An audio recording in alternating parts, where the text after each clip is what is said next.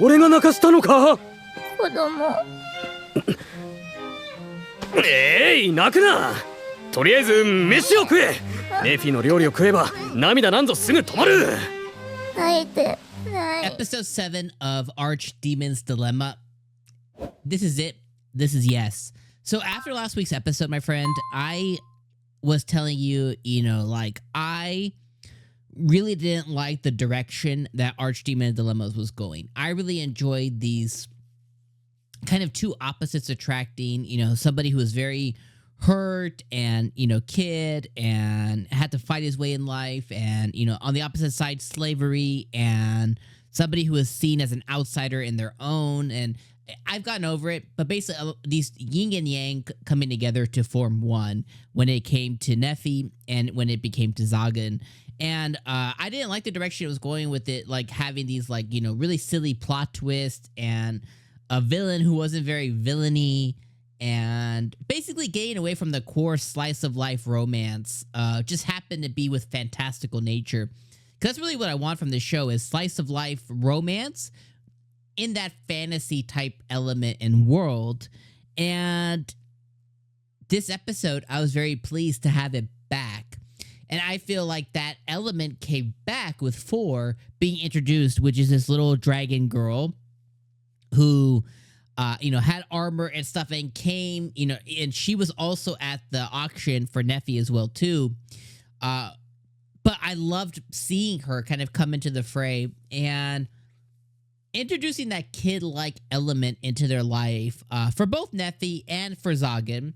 And I think the thing that this episode did really well was constantly take us back to when he was a kid and the feelings that he had when he had to steal bread, when he was fighting to survive, being admonished, being persecuted isn't the word, but being like getting in trouble, and having to face the consequences of his actions and how he felt as a kid doing that and stuff, and having to kind of rewire and rethink of like, oh, well, this is how I felt when I did these things as a kid.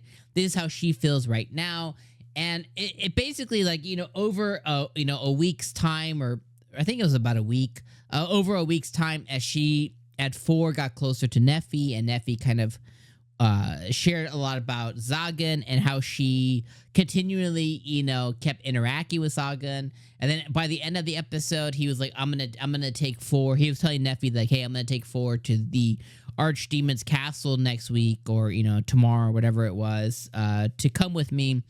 And then 4 got really angry, and she was like, how dare you take me, and don't you know that I'll be taking secrets from you as well, too, and you let me in your library and this and that. And he's like, he gives her a whole spiel about how, like, secrets are meant to be stolen. Like, this is part of being a wizard wizard or whatever, and or archdemon or demon lord or whatever. And she got really emotional, and she started, and then he hit her with the, at the end of the day, you're a kid, like, you're allowed to be a kid and act out and all this other stuff. And I think her finally feeling comfortable and finally being treated as a kid, I think is, had a lot of emotion come out of her. And I thought that was really, really cute. Because I can imagine, right? Like, she lost her parents, and I'm sure we'll go into, how and why, as next episode comes along, as we begin to learn more about 4, our little baby dragon. I got a lot of Dragon Maid vibes too. The little girl with the purple hair in that show. I love her. Anyways, but I'm sure we'll learn more as the show, progresses through the rest of the season about what happened to her parents and stuff. But as you can imagine, her parents are no longer here, or she was separated, or they died, and she's had to kind of survive on her own, and the things that introduces. So very emotional moment for her, and I really, really loved it quite a bit. And I think that kind of opens up another portion of Zagan's heart. And then the moment that he shared with Nephy, as Nephy was like, oh, it's like we have a child now, and the feelings that introduces, like, that's what I want from this show. And I love that it took a kid coming in to kind of get us into those feelings once again. So definitely really appreciate this new character being introduced and what she brings to the table here, which is that kind of kid vibe, which I really love quite a bit. So anyways, episode 7 of Archdemon Dilemma I thought was really, really great. 9 out of 10. Fantastic. Exactly what I want from this show.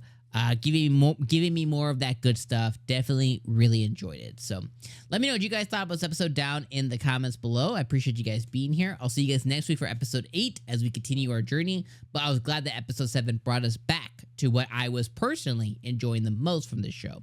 Let me know your thoughts in the comments below. Of course, hit me with that like before you dip out, and I'll see you guys next week. Peace.